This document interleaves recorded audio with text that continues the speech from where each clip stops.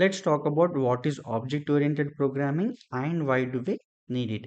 We'll understand with a simple example. Imagine that you are a student, you go to school, there you have to study lot of subjects like math, science, history, English and all. So initially what you did is you started to write everything under a single book. Initially it was okay, but soon after if you want to find anything particular to a single subject, it was very difficult to find in a single book. Wouldn't it be better if we had a separate notebooks for each subject? One for maths, one for science, and one for history. That way, everything is organized and easy to find. This is exactly why object oriented programming exists in Java. It helps us to organize our code, make it clean, reusable, and easy to manage. Let's talk about what is object-oriented programming. Object-oriented programming is a way of organizing our code. Instead of writing everything under one single file, we create separate structured sections using classes and objects. Let's understand what are classes and objects with a simple example.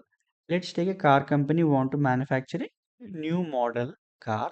So first thing it needs to finalize is the design. Once the design is finalized, it can manufacture n number of cars using the same design. That design can be called as a blueprint. So once we have the blueprint, we can create actual any number of cars. Similarly, in terms of object-oriented programming, we call that blueprint as class, and the actual created cars using that blueprint is known as objects. So in Java, a class is nothing but a blueprint. It defines how objects should look and behave. An object is the actual thing that is being created using the blueprint. Let's talk about why we want to use object oriented programming. Basically, object oriented programming helps us to organize our code, which we can reuse any number of times, and it is easy to manage.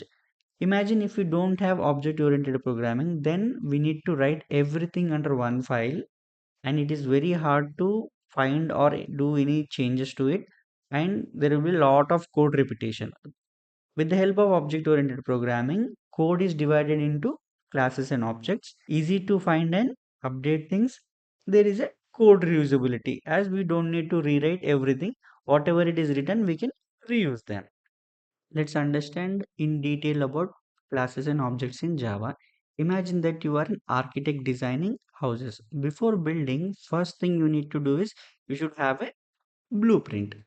This blueprint defines the structure of like how many doors it should have, how many windows it should have, how many room the house should have. All this comes under the blueprint.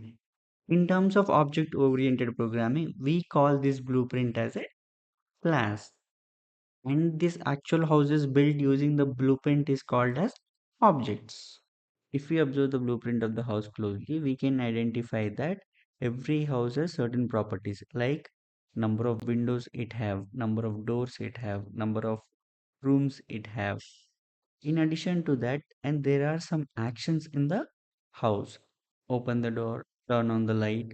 These are some of the actions we do in our home. The blueprint of the house has properties and behavior. In terms of object-oriented programming, our blueprint is nothing but class.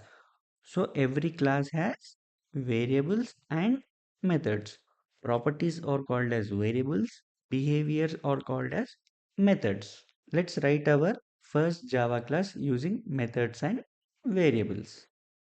I have my IntelliJ open. Let's create a new package.